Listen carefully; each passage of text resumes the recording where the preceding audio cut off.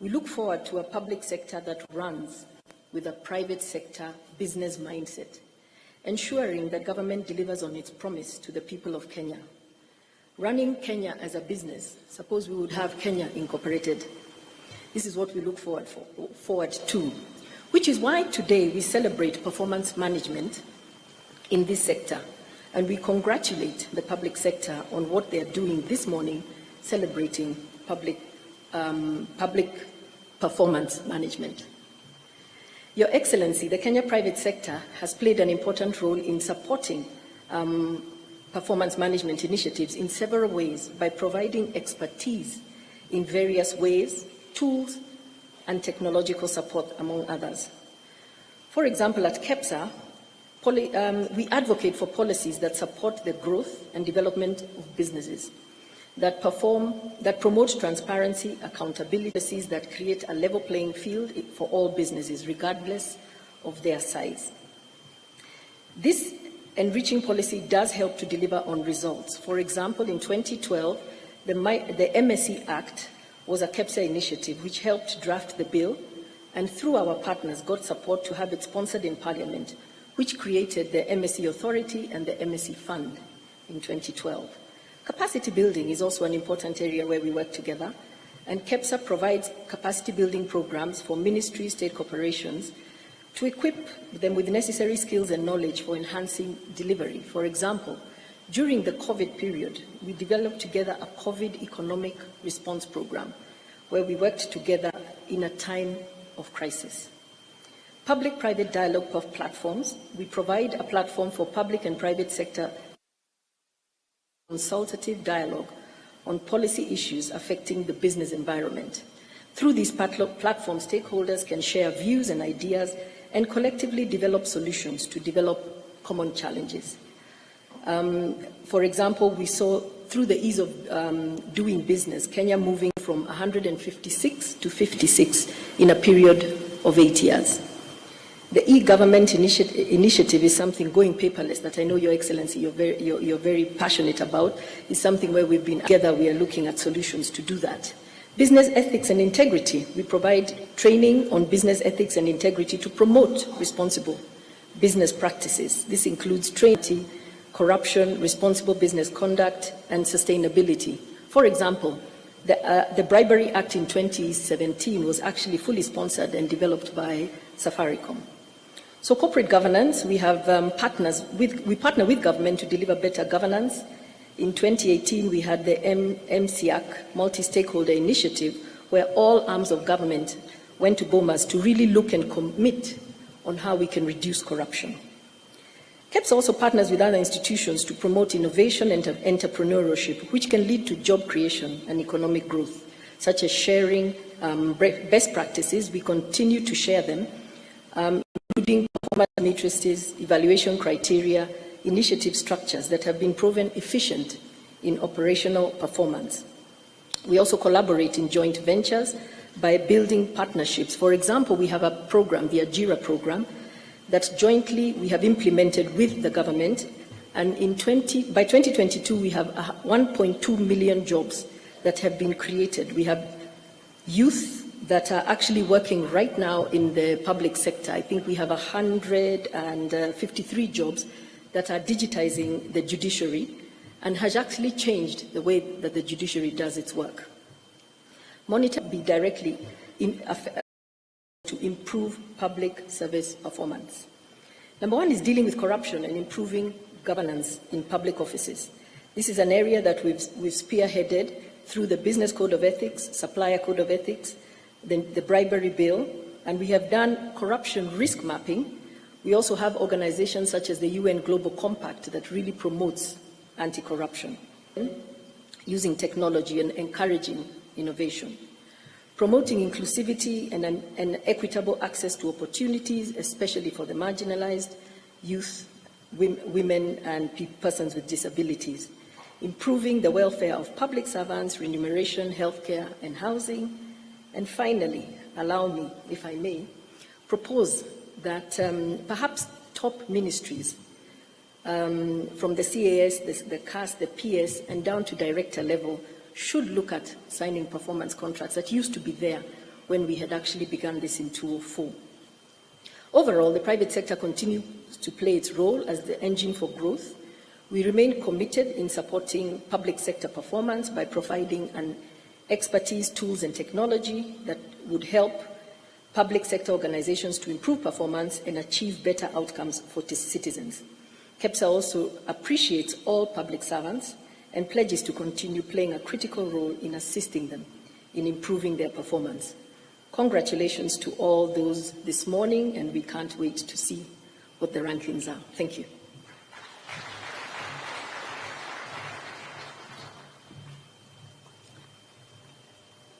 Thank you, Ms. Flora. Your Excellency, we also have a representative from the World Bank. I invite Mr. Isfad Khan to give his remarks.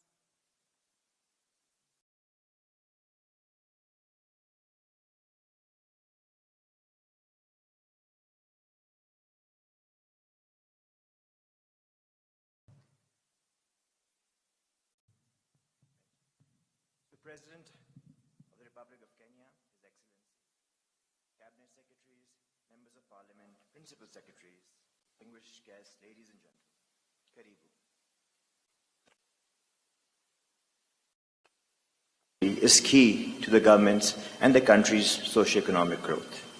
We applaud the government of Kenya for the tremendous efforts that have been put forward through streamlining this process. I would like to highlight especially the performance. Excellency, the public service was demoralized. They were demeaned and treated like outcasts. Your Excellency, in the last 5 years, senior civil servants were harassed, hounded, and treated like criminals. We have the celebrated and infamous case of Kamau Thuge, who was the PS National Treasury,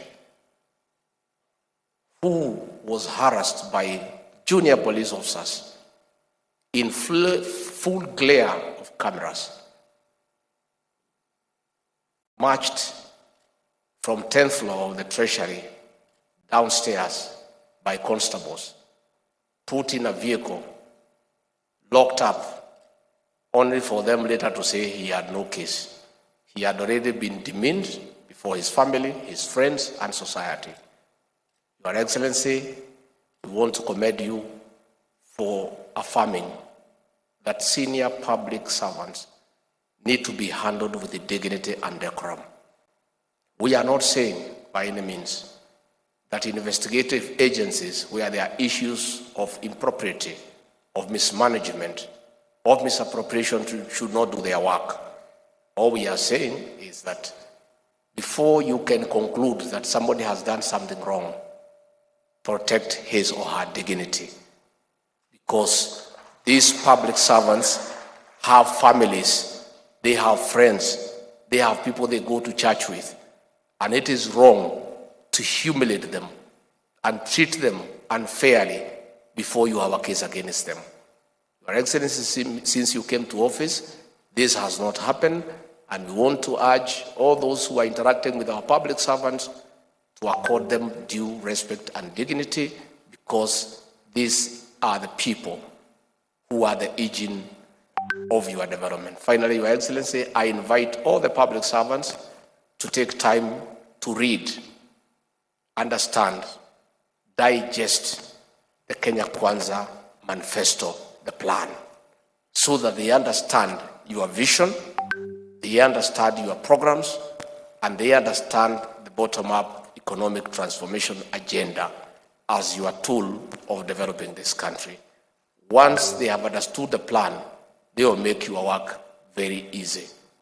With those many remarks, I request you to be upstanding and help me to usher in, with clapping, the President of the Republic of Kenya, Dr. William Ruto. Mr. President.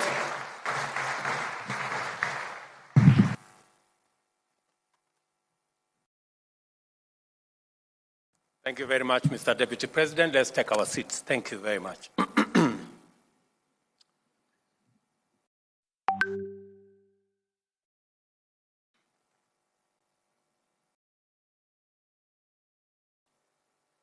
Mr. Deputy President, Mr. Prime Cabinet Secretary, the Attorney General of the Republic of Kenya, Cabinet Secretaries present, Principal Secretaries, Chairpersons, and Chief Executives of our state corporations, Chairpersons, and Principals of our tertiary institutions. Ladies and gentlemen, good morning. Good afternoon. Today we witness the culmination of the annual performance contracting cycle and the commencement of analysis, reflection, and improvement of future performance on the basis of evidence-based evaluation and feedback. Although the performance management framework is now in the 19th annual cycle, it is important to note that it emphatically and systematically incorporates, articulates, and enforces the values and principles of public service as laid down in Article 232 of the Constitution of Kenya, and thereby enables the public service to become the foremost champion of the national values and principles of governance set out in Article 10 of our Constitution. We must do our part in full to ensure that this event and the process it represents underscores high professional standards, highlights efficient, effective, and economic use of resources, demonstrates responsiveness, promptness, effectiveness, impartiality, and equity in service provision, enhances transparency and accountability, and promotes meritocracy, inclusivity, and diversity. The imperative of ensuring that the provisions of the public service to citizens meets a specified constitutional threshold makes it inevitable for us to insist upon a more standardized, rational, and evidence-based management regime. Last week, I engaged public servants about the constitutional stipulations regarding how government goes about the task of realizing citizens' expectations through the public service. In our constitutional dispensation, the public service is configured to become the optimal instrument to effectively mediate between the government's commitments and citizens' aspirations. In formulating the bottom-up economic transformation agenda, we went to great lengths to conduct exhaustive consultations with Kenyans throughout the country.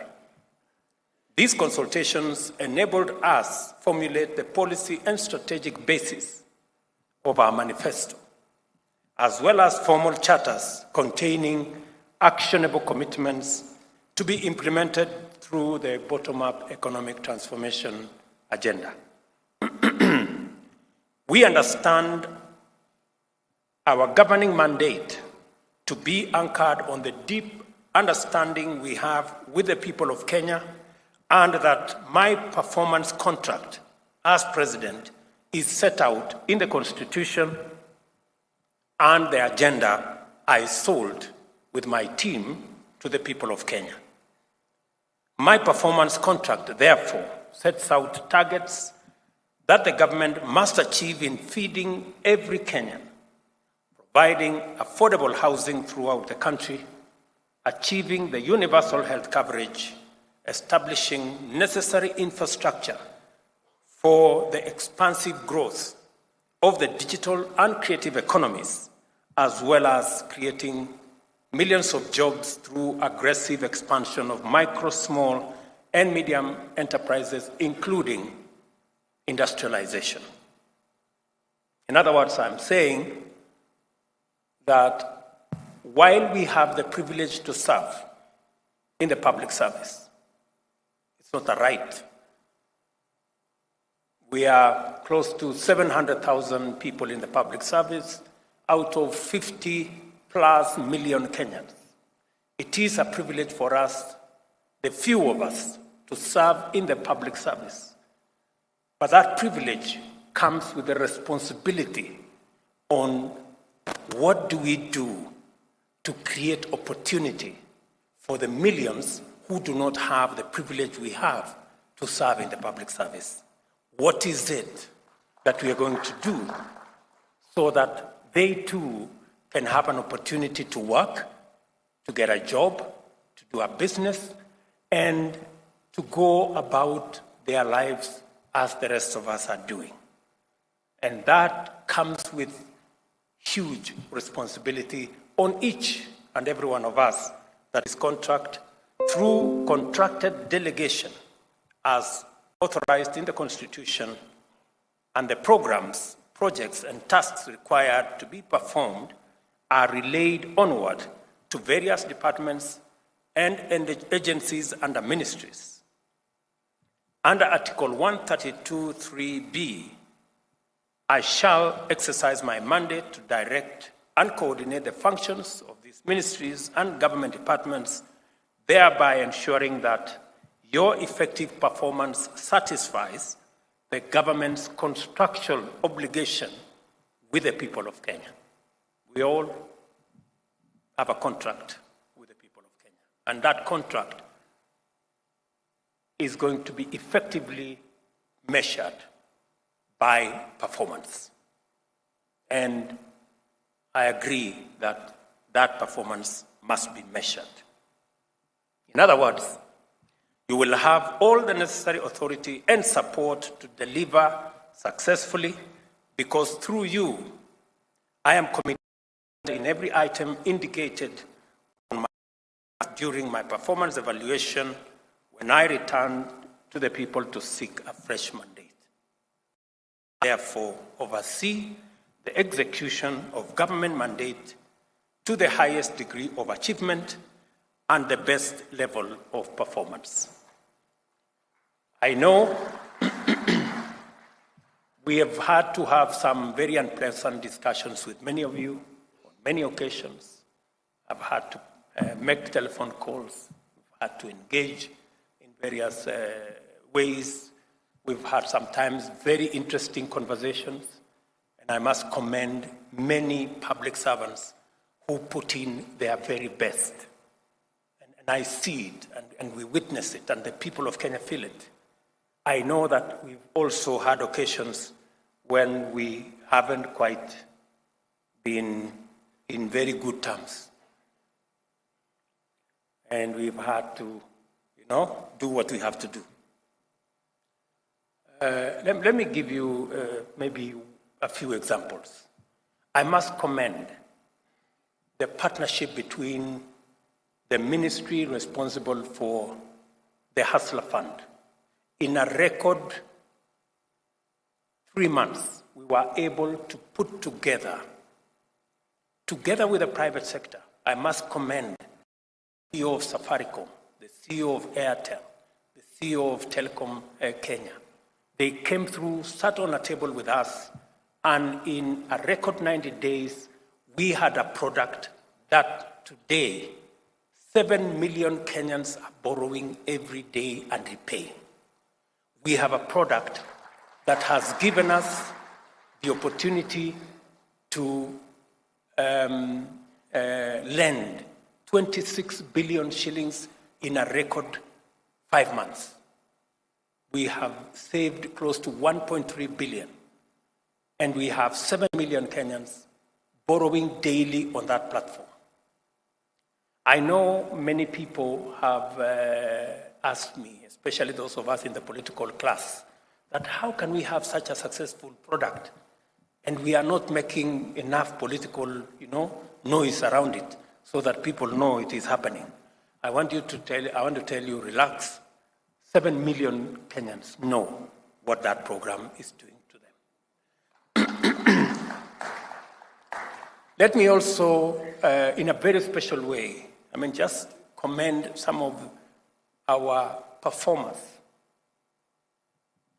my economic advisor, David Ndi, Mohammed Hassan, Davis Chirchir, and the young man at EPRA, those 4 gentlemen have done something phenomenal in our country. They have managed to put together a program that has taken us away from looking for $500 million every month to buy our fuel needs, which was slowly snowballing into a crisis. Today, as a country, we can buy fuel in Kenya shillings, something that many people never thought it would be possible. Again, I want to commend these good people. And let me tell you that from this month of April, all our fuel marketers and all the people in that space, they will be able to buy our products, fuel products, in Kenya shillings. And it will remove pressure on our dollars. In fact, in the next 1 month or so, you will see dollars coming down, the exchange rate coming down in a very phenomenal way. In fact, in my estimation, in the next couple of months, the dollars will come, the exchange rate will come below 120 shillings. Maybe 115, you never know. So, and these, because we are managing a situation in the country where we have to supply food relief to citizens across the country, and we have to buy these items from or the private sector and other players. As I was, working with this lady on fertilizer and telling her we must bring down the prices, I was telling her we must bring down the prices of how much we are buying the food items. In the course of doing all that, we have some not very good people, I must say this. We have some not very good people sitting somewhere in another ministry, a department called people in that supplies place. They were busy increasing the price of commodities. Imagine, in the middle of a food crisis, somebody is sitting in a public office and, negotiating himself and, trying to take advantage of a problem. And they were increasing the prices, imagine, of supply of some of these items. I don't know, rice was going up from 5,000 to 7,200. So this lady tells me, but Mr. President, why is the government telling us to increase the price at which we buy rice from 5,000 to 7,000? This is not the private sector telling us. It is people sitting in government. Those people in that department supplies. Tutawashtaki kwa Mungu.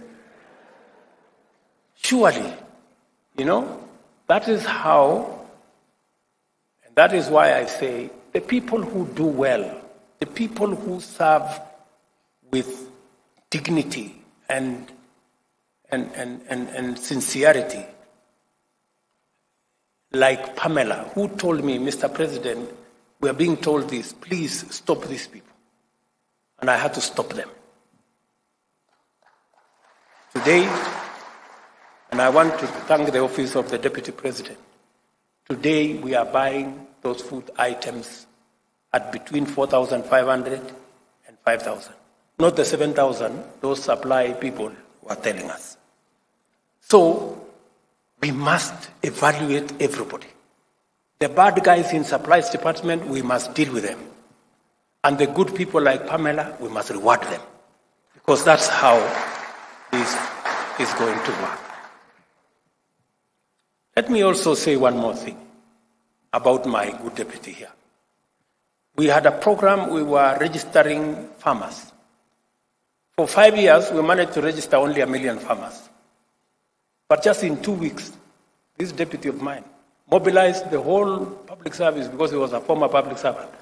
And they registered 5 million farmers in 2 weeks.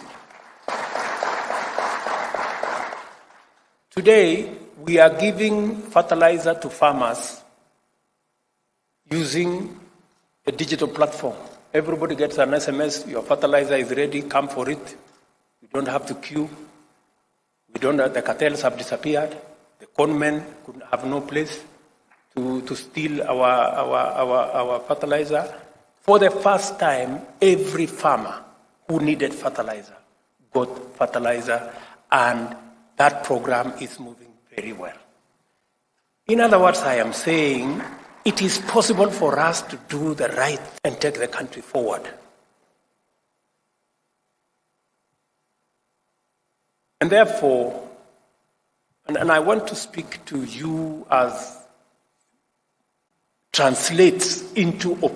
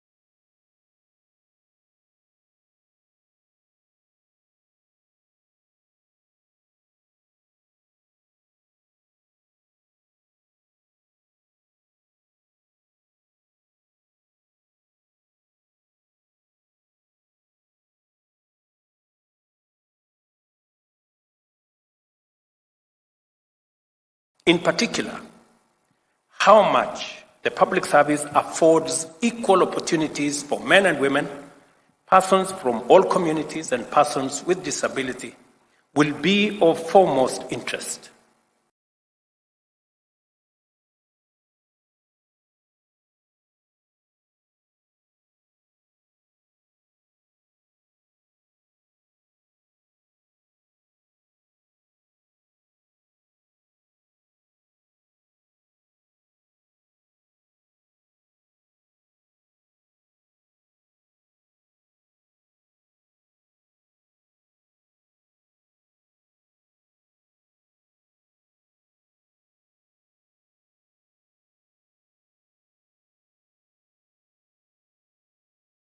Equally, critical will be the main just transition to clean, green industrialization. Our credibility in this course, is founded on demonstrable commitment to green up our national power grid, restore degraded landscapes and ecosystems, conserve forests, water towers, wetlands, and other carbon sinks, and promote heavy investment in wind. Need to ensure that every shilling of our increasingly scarce resources delivers its fullest value and the requirements of transparency and accountability. The government is determined to reinvigorate performance management as a means of motivating, facilitating, and coordinating the public service in our delivery of the mandate that has been given to us by the people of Kenya.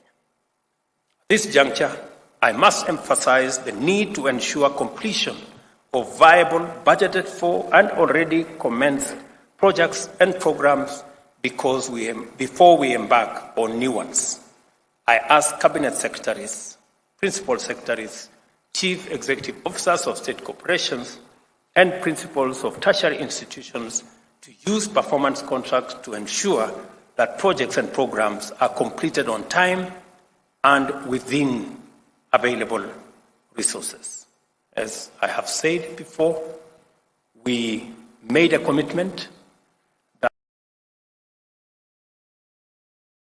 that we are going to steer the country away from the cliff where we were heading in terms of our economy. First initial step was to reduce the amount of borrowing that we were heading in the wrong direction.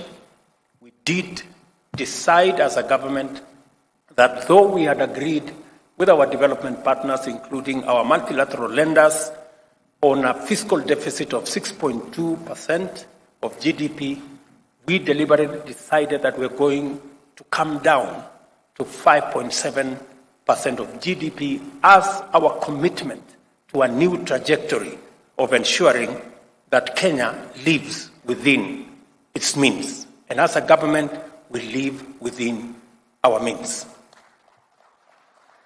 In the same spirit, I have had a candid conversation with the ministry responsible for infrastructure, and the 900 billion worth of projects that were already in some form committed. We've scaled it down, and I had a long meeting with all the agencies under the Ministry of Transport and Roads to scale it down. I think we have shaved another 250 billion out of that so that we can stagger the projects, deliver on the ones that are of immediate, already started and rolling, and then do the others later, because we have to live within our means. I want to assure you and assure the country that we are well on course in running a stable economy that is not dependent on unnecessary, excessive borrowing. I know we had an issue of delayed salaries, which is, somebody said, it is the first time that we are having delayed salaries.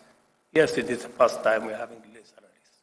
But it's also the first time we are having such monumental debts. I want to assure the country that that is managed. We have turned the corner. All I assure the country is this, the commitment I made that we are not going to borrow money to spend on recurrent expenditure, including salaries. That is the position of the government of Kenya. We will not do that. We will look for our taxes, and I want to commend the Kenya Revenue Authority for what they are doing.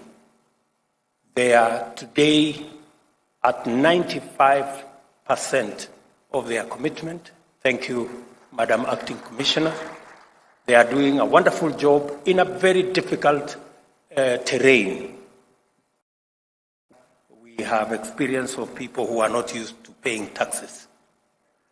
But we have said that this is no longer going to be the animal